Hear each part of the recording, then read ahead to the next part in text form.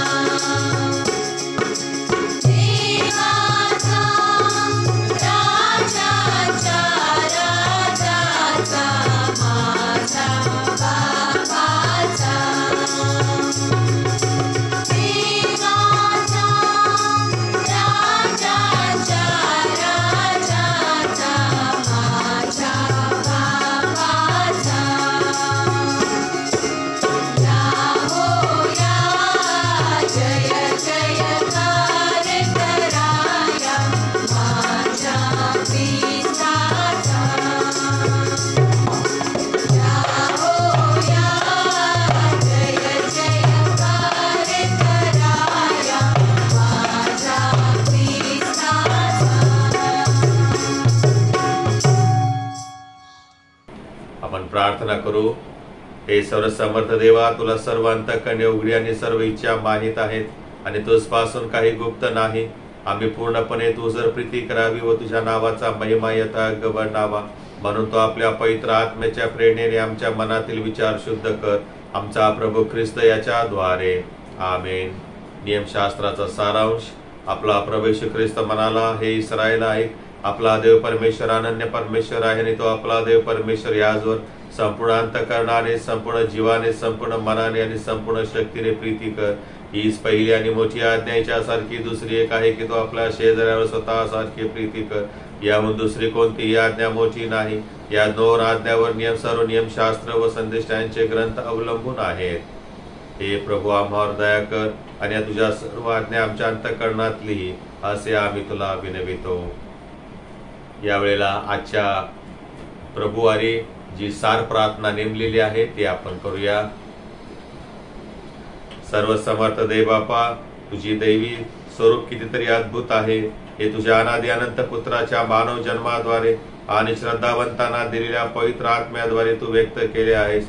तू त्रेक देव आहेस हा विश्वास आम्ही दृढ धरावा आणि तुझ्या सनातन गौरवाचे दर्शन आम्हास घडावे असे तू कृपेने कर. तुझ्या हस्ताने पवित्र आत्म्यास असणारा व सर्व काळ राज्य करणारा एकमेव देव आमचा प्रभू श्री ख्रिस्त याच्याद्वारे. आमेन. मननासाठी जे शास्त्रपाठ घेतलेले आहे ते तुमच्या स्क्रीनवरती आम्ही यावेळेस दाखवत आहे आणि आपणास विनंती आहे की उपदेश ऐकण्या अगोदर कृपया आपण हे सर्व शास्त्रपाठ वाचावेत, म्हणजे उपदेश आपल्याला व्यवस्थित समजेल. आपण सर्व कुटुंबामध्ये असताना आळीपाळीने स्तोत्र 46 हे वाचूया. मननासाठी पहिला शास्त्रपाठ जो घेतलेला आहे तो येणेप्रमाणे आहे. जुन्या करारामधून इतिहासाचं दुसरं पुस्तक 5वा अध्याय 1 ते 6 ही वचने घेतलेले आहेत. दुसरा शास्त्रपाठ नवीन करारातून घेण्यात आलेला आहे. करिंथकराचं पहिलं पत्र 6वा अध्याय 19 ते 21 ही वचने आपण वाचूया. मननासाठी शुभवर्तमान घेतलेलं आहे. योहानाचं शुभवर्तमान याचा 3रा अध्याय 12 ते 16 ही वचने आपण आहे. मी पृथ्वीवरच्या गोष्टी तुम्हाला सांगितल्या असता तुम्ही विश्वास धरत नाही, तर मग स्वर्गातल्या गोष्टी तुम्हाला सांगितल्यास विश्वास कसा धराल? स्वर्गाहून उतरलेला व स्वर्गात असलेला मनुष्याचा पुत्र याज वाचून कोणी स्वर्गी चढून गेला नाही. जसा मोशाने अरण्यात सर्प उंच केला तसेच मनुष्याच्या पुत्राला उंच केले पाहिजे, यासाठी की जो कोणी विश्वास ठेवितो त्याला त्याच्या ठाई सार्वकालिक जीवन प्राप्त व्हावे. देवाने जगावर एवढी प्रीती केली की त्याने आपला एकुलता एक पुत्र दिला, यासाठी की जो कोणी त्यावर विश्वास ठेवितो त्याचा नाश होऊ नये, तर त्याला सार्वकालिक जीवन प्राप्त व्हावे. हे ख्रिस्ताचे शुभ वर्तमान आहे. यावेळेला आपण सर्वजण आपला विश्वास प्रगट करूया. एकत्रपणे आपण प्रसिद्धाचा मतांगीकार म्हणूया. सर्व समर्थ एकच देव जो पिता, आकाश पृथ्वी आणि सर्व दृश्य व अदृश्य वस्तू यांचा उत्पन्न करणारा, त्याविषयी मी विश्वास धरितो. आणि एकच प्रभू येशू ख्रिस्त जो देवाचा एकुलता एक पुत्र, जो सर्व युगापूर्वी आपल्या पित्यापासून जनित झाला, देवापासून देव, प्रकाशापासून प्रकाश, खऱ्या देवापासून खरा देव, जो जनित आहे कृत नाही, जो पित्याच्या तत्वाचा आहे, ज्याकडून अवघे झाले, जो आम्हा मनुष्यासाठी व आमच्या तारणासाठी स्वर्गातून उतरला आणि पवित्र आत्म्याच्या योगाने कुमारी मरियाईस पासून देहधारी होऊन मनुष्य झाला आणि पंत पिलाताच्या वेळेस आम्हासाठी ज्याला कृषी दिले, ज्याने दुःख भोगिले व ज्याला पुरले, जो शास्त्रलेखाप्रमाणे 3ऱ्या दिवशी पुन्हा उठला आणि स्वर्गात चढला आणि पित्याच्या उजवीकडे बसला आहे आणि जो जिवंतांचा व मेलेल्यांचा न्याय करायला गौरवाने पुन्हा येणार आहे, ज्याच्या राज्याचा अंत होणार नाही, त्याविषयी मी विश्वास धरितो. आणि पवित्र आत्मा जो प्रभू व जीवनदाता पिता व पुत्र यांपासून जो निघतो आणि पिता व पुत्र यासही ज्याची आराधना व गौरव होते, जो भविष्यवाद्यांकडून बोलत असे, त्याविषयी मी विश्वास धरितो. आणि एक पवित्र कॅथलिक परिषदीय एकलेसीविषयी मी विश्वास धरितो. पापाच्या क्षमेसाठी एक बाप्तिस्मा असे मी पत्करितो आणि मेलेल्यांचे पुनरुत्थान व परलोकीचे जीवन यांची मी प्रतीक्षा करीतो. आमेन. यावेळेला देवाच्या वचनाकडे आपण लक्ष देणार आहे आणि आज आपणासाठी मराठी सेंट क्रिस्टोफर चर्च कल्याण सीएनआय या मंडळीचे ले लीडर श्री शरद बारसे हे प्रभूच्या वचनातून आपणास मार्गदर्शन करतील. Praise the Lord. प्रभूच्या नावात सर्वांचं मी स्वागत करतो. आजच्या प्रभुवारी आपण परमेश्वराचं वचन मनन करत असताना प्रार्थना करू. पवित्र पवित्र सेनाधीश परमेश्वरा, तुझ्या नामाला मान, महिमा आणि गौरव आता आणि सदा सर्वदा असो. हे बापा, धन्यवाद करतो, आभार मानतो, उपकार मानतो की पुन्हा एक बार तुमच्या आयुष्यामध्ये सुंदरसा दिवस, सुंदरशी सकाळ दाखवलेली आहेस.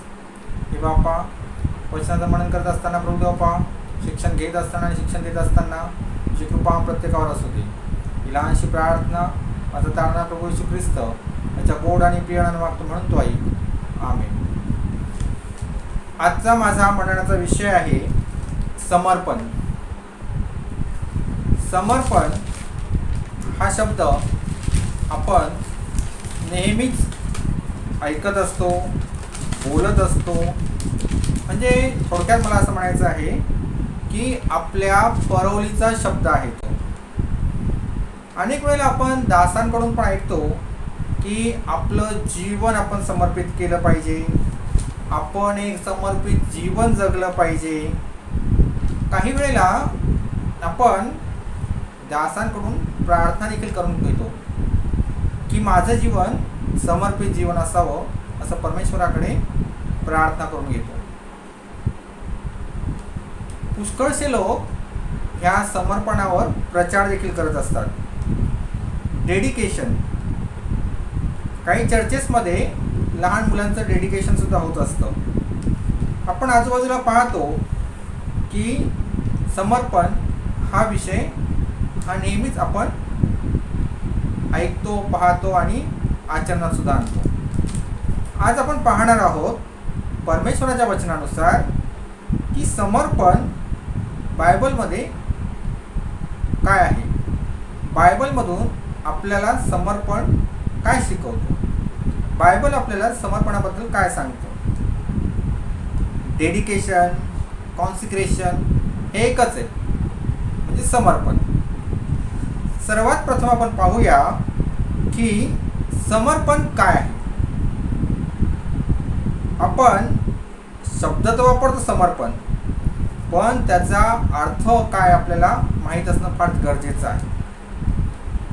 बायबल असं सांगतं, एखादी वस्तू, एखादी व्यक्ती, एखादं स्थान हे एका विशेष उद्देशाने देणे, अर्पण करणे म्हणजे समर्पण.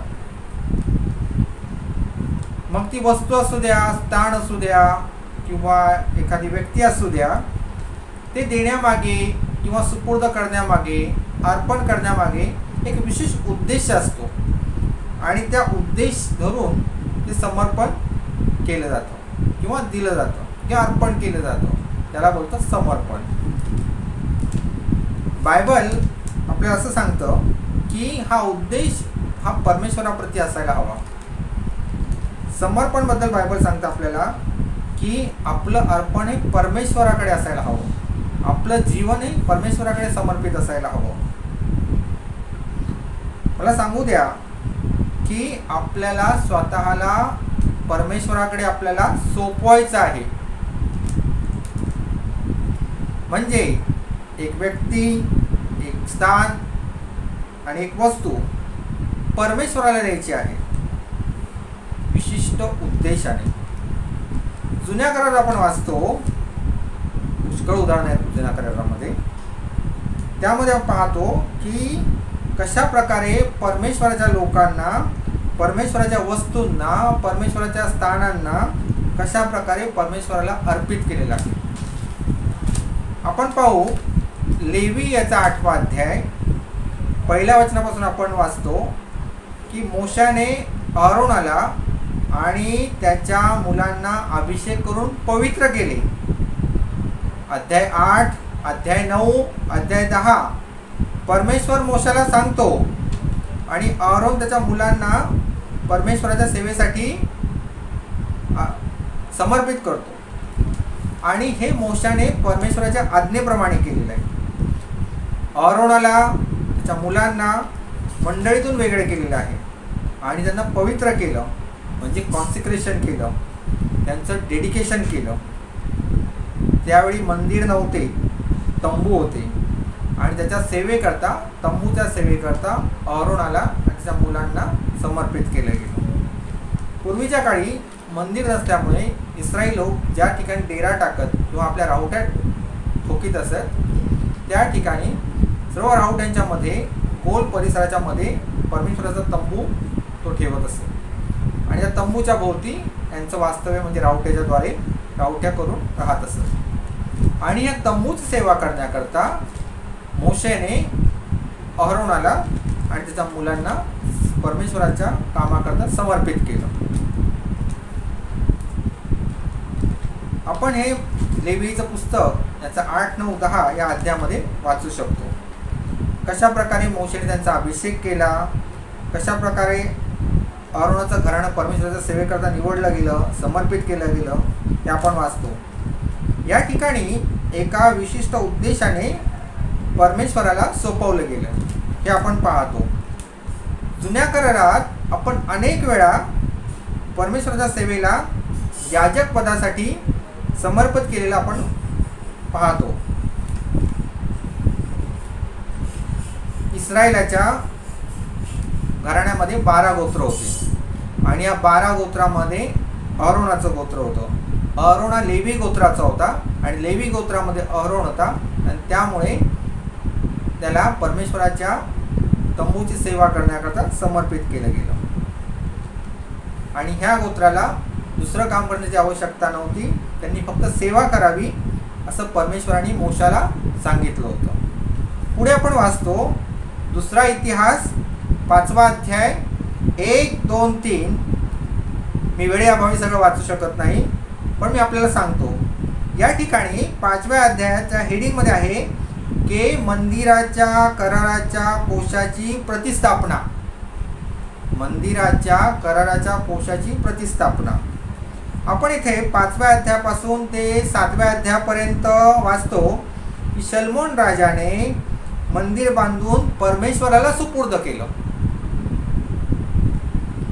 Dedication of temple.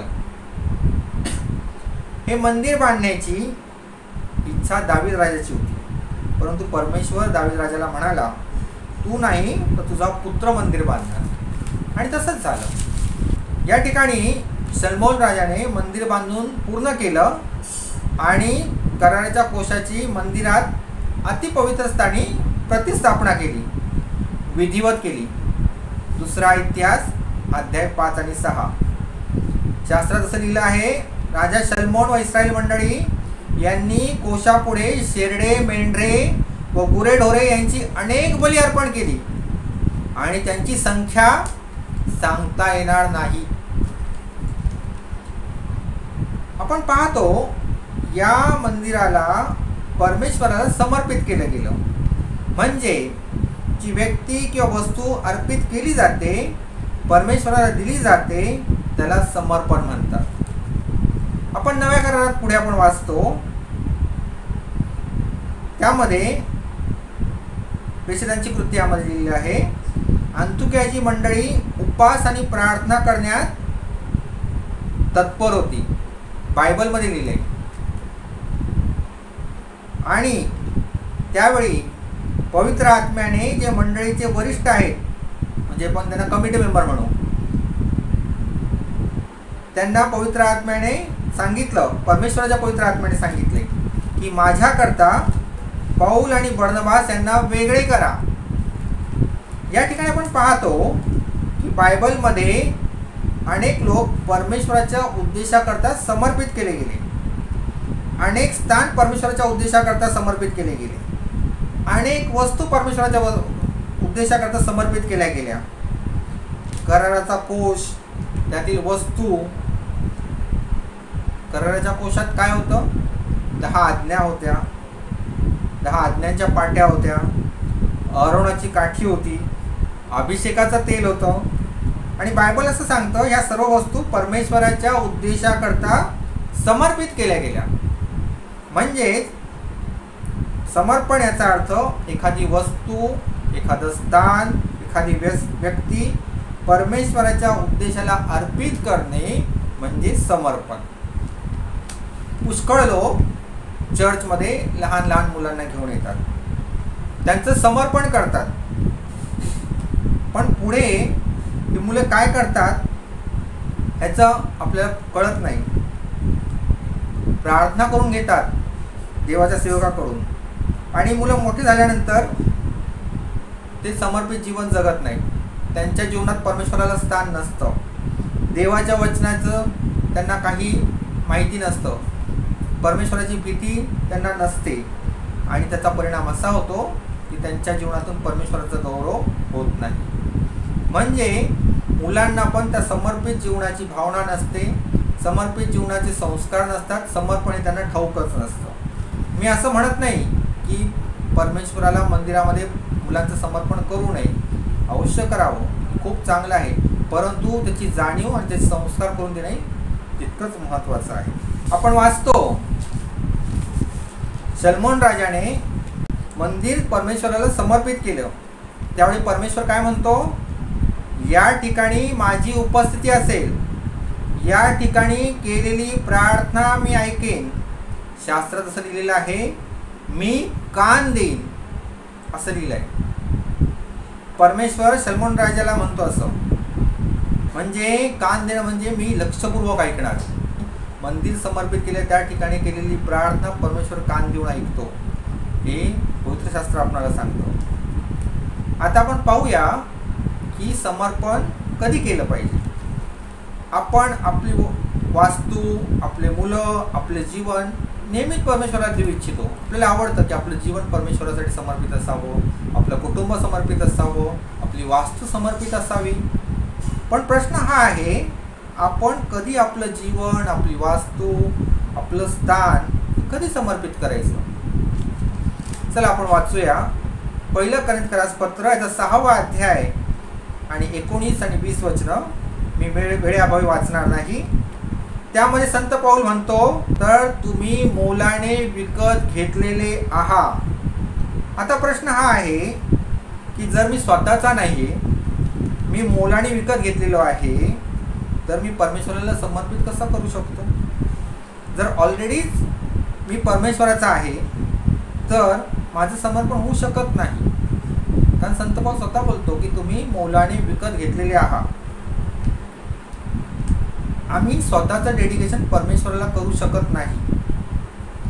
तर प्रश्न हा आहे, आम्ही केव्हा परमेश्वराला समर्पण करू शकतो. तर त्याच वेळी आपण समर्पण करू शकतो ज्यावेळी परमेश्वर आपली निवड करतो. जेव्हा परमेश्वर आपली निवड करतो तेव्हा आपण परमेश्वराला समर्पण करू शकतो. ज्यावेळी परमेश्वर आमचं तारण करतो, जेव्हा परमेश्वर आम्हाला बोलवतो, जेव्हा परमेश्वर आमच्या पापाची क्षमा करतो, जेव्हा परमेश्वर आमच्या जीवनात कार्य करतो, तेव्हा त्यावेळी आपण समर्पण करू शकतो. आपलं स्वतःचं जीवन परमेश्वराच्या हाती देतो. आता लक्षपूर्वक ऐका, आपण समर्पण केल्यामुळे परमेश्वराला आपलं समर्पण केल्यामुळे परमेश्वर आपल्याकडे येत नाही. आपण समर्पण केल्यामुळे आपल्या पापांची क्षमा होत नाही, असं अजिबात नाही. समर्पणामुळे परमेश्वराची माझ्यावर फार प्रीती आहे असंही होत नाही. कारण की आपल्या समर्पणामुळे काही होत नाही, तर परमेश्वराने माझ्यावर एवढी प्रीती केली आहे की त्याने माझी निवड केली आहे. पूर्वीच परमेश्वराने आपली निवड केलेली आहे. पूर्वीच परमेश्वराने तुमच्या आणि माझ्या पापांची क्षमा केली आहे. हे समर्पणापूर्वी परमेश्वराने आपल्या जीवनात केलेलं आहे. म्हणून योहान म्हणतो, आम्ही प्रथम प्रीती केली नाही, तर परमेश्वराने प्रथम आम्हाला प्रीती केली. त्याने प्रथम आम्हाला प्रीती केली.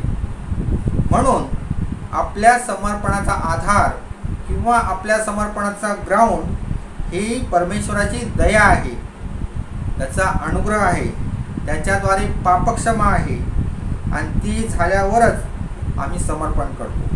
म्हणून योहान म्हणतो, प्रथम आम्ही नाही तर परमेश्वराने आम्हाला प्रीती केली.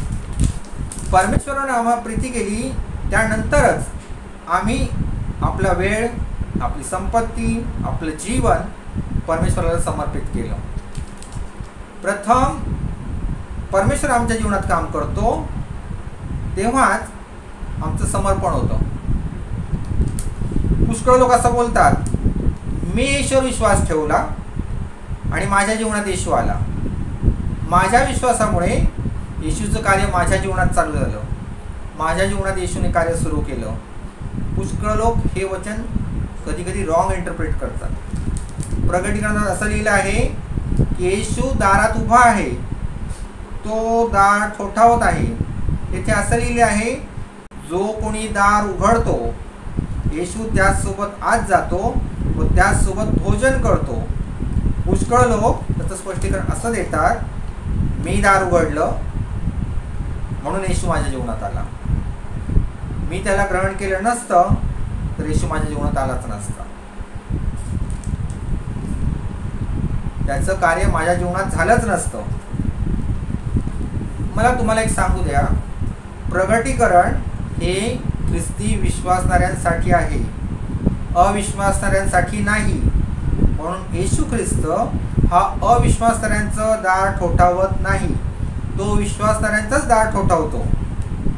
मी असं म्हणेन, आमचं तारण, आमचा उद्धार याचं कारण आमचं दार उघडणे हे नाही आहे, हे अजिबात नाही आहे. बायबल आम्हाला स्पष्ट सांगतं की आमचा उद्धार, आमचे तारण हे परमेश्वराचा अनुग्रह आहे, त्याची कृपा आहे, त्याची दया आहे. आमची लायकी नसताना परमेश्वराने आमचा उद्धार केला, आमचं तारण केलं. मी किती प्रार्थना करणारा, मी किती उपवास करणारा, पण जोपर्यंत परमेश्वर बोलावत नाही तोपर्यंत माझा उद्धार किंवा माझं तारण होणार नाही. म्हणून बायबल असं सांगतं, आमची समर्पणाची वेळ ही परमेश्वराचा अनुग्रह आहे, त्याची दया आहे, त्याचं प्रेम आहे. म्हणून परमेश्वराने आमची निवड केल्यानंतरच आम्ही समर्पण करतो. असं नाही की मी प्रथम परमेश्वराने निवड केली, त्यानंतर त्याने माझी आणि तुमची निवड केली. प्रथम देवाने जगावर एवढी प्रीती केली. योहान 3:16 मध्ये लिहिलेलं आहे की देवाने जगावर प्रीती केलेली आहे. आता आपण वाचूया की समर्पणाकरता कोणत्या गोष्टींची आवश्यकता असते. एका व्यक्तीला आपलं जीवन परमेश्वराला समर्पित करण्यासाठी आपण पाहिलं की समर्पण म्हणजे काय, त्याची वेळ काय, कोणत्या वेळेस समर्पण केलं पाहिजे. आता आपण पाहूया की कोणत्या गोष्टींची आवश्यकता असते. सर्वात प्रथम म्हणजे एक निर्णय असायला हवा. यहोशुआ 24 अध्याय 15 वचनामध्ये लिहिलेलं आहे, आपण वाचूया. ज्यावेळी आपण समर्पण करतो त्यावेळी कोणत्या गोष्टी केल्या पाहिजे हे मी आता वेळेअभावी वाचत नाही, पण यहोशुआ म्हणतो, तुम्ही निवड करा, तुम्हाला काय करायचे ते करा, तुम्ही तुमची ठरवा, मी आणि माझे घराणे परमेश्वराची सेवा करणार. म्हणजे ज्यावेळी आपण समर्पण करतो किंवा समर्पण करतो, एक इच्छा बाळगतो, त्यावेळी आपण एक निर्णय घेतला पाहिजे. निर्णय महत्त्वाचा आहे. मी स्वतःला परमेश्वराला अर्पित करायचं आहे, त्याच्या उद्देशासाठी आपलं जीवन द्यायचं आहे, हा निर्णय प्रथम झाला पाहिजे. आणि निर्णय हा फार महत्त्वाचा आहे. आपले उद्देश अनेक असतील, आपले प्लॅन अनेक असतील, आपल्या डिझायर्स अनेक असतील, परंतु आपला निर्णय एक असायला हवा, तो म्हणजे समर्पण. संत पौल म्हणतो, मला जगणे म्हणजे ख्रिस्त आणि मरणे हा मला लाभ आहे. हा निर्णय संत पौलाने घेतला. जगणे आम्हाला ख्रिस्त आणि मरणे आम्हाला लाभ आहे, हा एक निर्णय संत पौलाच्या जीवनात होता. म्हणून त्याचं जीवन समर्पित होतं. दुसरी गोष्ट आपण वाचूया. ज्यावेळी आम्ही स्वतःला परमेश्वराकडे समर्पित करतो त्यावेळी आमच्या जीवनात एक अनुशासन, एक शिस्त फार महत्त्वाची असते. पहिलं थेसलोनिकरास पत्र याचा 4 अध्याय 3 ते 6 वचनामध्ये दिलेलं आहे, आपण वाचा घरी. आमच्या जीवनात एक अनुशासन किंवा शिस्त असली पाहिजे. ती कोणती? तर पवित्रीकरणाकडे. तुम्ही जार कर्मापासून स्वतःला दूर राखावे असं वचन सांगत आहे. प्रत्येकाने आपले पात्र कसे ठेवावे हे ठरवायचं आहे, ते त्यांनी समजून घ्यायचं आहे. आपण निवडलेले पात्र आहोत. आपण आज्ञापालक असायला हवं. मी असं म्हणत नाही की सर्व ख्रिस्ती लोक हे पवित्र जीवन जगत आहेत, सर्वांनी पाप केलेलं नाही, खूप पवित्र आहेत. नाही, वचन आपल्याला सांगतं सर्वांनी पाप केलं आहे आणि देवाच्या गौरवाला अंतरले आहेत. ख्रिस्ती व्यक्तीच्या आत पाप आहे, परंतु ख्रिस्ती विश्वासाने पापात नसावं. तिसरी गोष्ट आपण पाहूया, समर्पित जीवनाकरता तिसरी गोष्ट महत्त्वाची आहे. पहिल्या थिस्सलुनीकरास पत्र याचा 5वा अध्याय 21 आणि 22 वचन. अलगाववादी म्हणजे वेगळेपणा असावा. संत पौल म्हणतो वाईटाच्या प्रत्येक प्रकारापासून दूर राहा. रोमकरास पत्र 12वा अध्याय 9व्या वचनामध्ये लिहिले आहे, वाईटाला वीट माना व बऱ्याला चिकटून राहणारे असावे. योहान असं म्हणतो तुम्ही या जगाचे नाही, म्हणजे तुम्ही समर्पित आणि वेगळे आहात. आपणाला एक सेपरेशन लाईफ जगायचं आहे, आपणाला सेपरेशन जीवन जगायचं आहे. वचन सांगतं की अंधाराचा प्रकाशाबरोबर मेळ होणार नाही. तर ज्यावेळी आम्ही समर्पित होतो त्यावेळी आम्हाला वेगळेपणाने जीवन जगायचं आहे. आपल्याला जगिक व्हायचं नाही आहे, जगिक गोष्टीकडे लक्ष न देता समर्पित जीवन जगायचं आहे. आपलं जीवन हे परमेश्वराच्या उद्देशाकरता असायला हवं आणि त्याकरता सेपरेशन ऑफ लाईफ असायला हवं. आपल्या पुढे एक शमूएल बाळाचं उदाहरण आहे बायबलमध्ये. जुन्या करारामध्ये आपण वाचतो त्याचं जीवन आपण पाहतो, तो सेपरेशन लाईफ जगला. त्याला मुलं होते शमूएलाला, तो जगात जीवन जगला पण समर्पित जीवन होतं. तो एक शास्ता होता, तो एक भविष्यवक्ता होता, तो एक न्यायी होता, परंतु त्याचं जीवन समर्पित होतं. ज्यावेळी परमेश्वराला आपण समर्पण करतो त्यावेळी या तीनही गोष्टी फार महत्त्वाच्या आहेत. पहिलं म्हणजे आपला एक निर्णय असायला हवा की मी परमेश्वराची सेवा करणार आणि परमेश्वराचाच महिमा करणार. दुसरी गोष्ट आपल्या जीवनात एक शिस्त अनुशासन असायला हवं, ते म्हणजे आपली वाटचाल ही पवित्रकरणाकडे असायला हवी. आपली वाटचाल ही पवित्र जीवन जगण्याकडे असायला हवी. तिसरी गोष्ट आपण बघितली, पवित्रीकरणामध्ये आपलं जीवन सेपरेशन असावं, म्हणजे आपण जगिक नसावं, अलगाववादी असावं, म्हणजे आपण संसारिक गोष्टीकडे लक्ष न देता परमेश्वराकडे आपलं लक्ष असावं. हे महत्त्वाचं आहे. तेव्हा आपण ह्या गोष्टी आज आपण शिकलो आणि समजून घेतलेल्या आहेत की समर्पित जीवन कसं असावं. आज समर्पण म्हणजे काय हे आपण बघितलं. समर्पण म्हणजे ज्यावेळी आपण एखाद्या वस्तूला, व्यक्तीला, स्थानाला एका विशेष उद्देशाकरता परमेश्वराला अर्पण करतो किंवा देतो किंवा सोपवतो, त्याला समर्पण म्हणतात. दुसरी गोष्ट आपण शिकलो की परमेश्वर आपलं समर्पण आपण केव्हा करावं.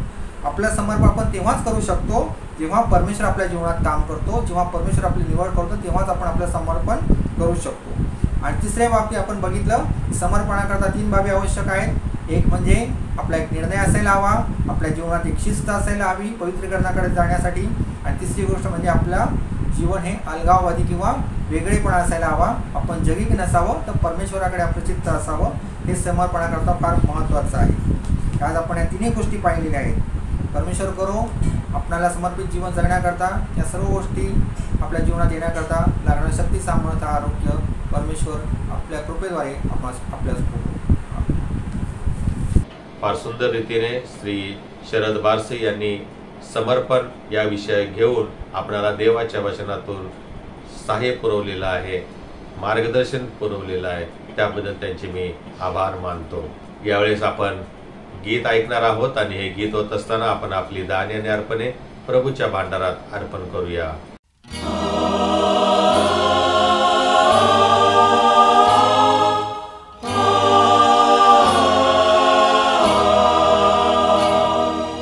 जीवन घे, जीवन घे माझे सारे प्रभु अर्पिले तव पदी रे. जीवन घे माझे सारे प्रभु अर्पिले तव पदी रे.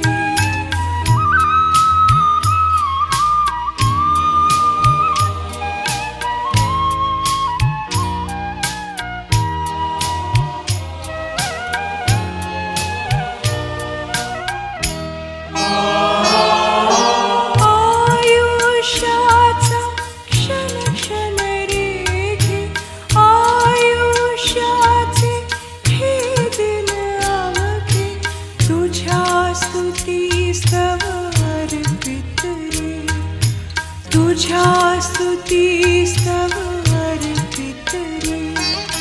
जीवन घे हे माझे सारे प्रभु अर्पिले तव पदी रे. जीवन घे हे माझे सारे प्रभु अर्पिले तव पदी रे.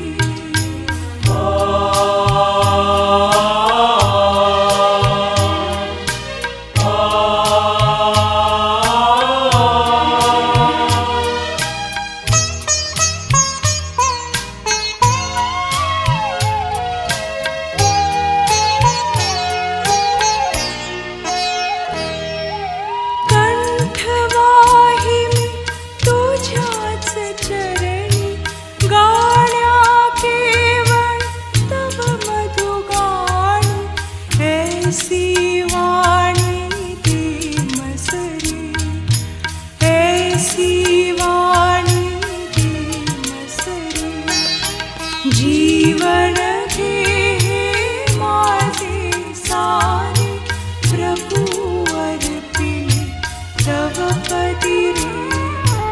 जीवन घे हे माझे सारे प्रभु अर्पिले तव पदी रे.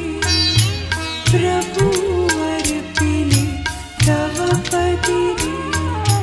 प्रभु अर्पिले तव पदी रे. आपण आपली अर्पणे आदराने आणि सद्भावाने प्रभूला सादर करू. आपण प्रार्थना करू. हे जगाच्या निर्माणकरित्या पवित्र दूत तुझी निरंतर आराधना करीतात. सर्व काही तुझ्यापासून प्राप्त होते.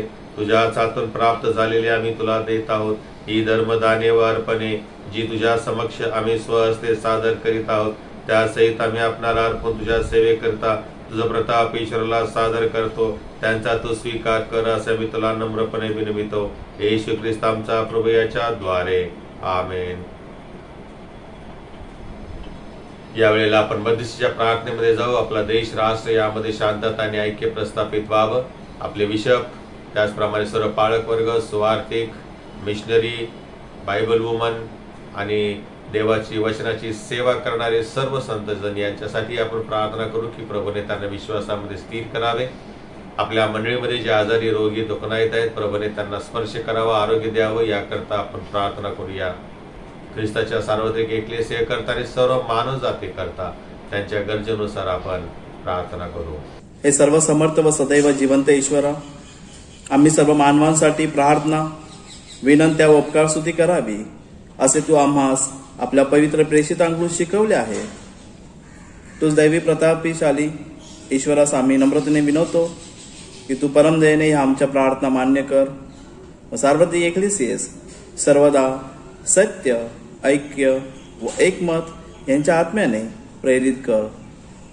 जे तुझे पवित्र नाव पत्करितात त्या सर्वांनी तुझ्या पवित्र वचनाच्या सत्यार्थाविषयी एकमताचे असून एकीने व देवीने प्रेमाने राहावे असे तू कर.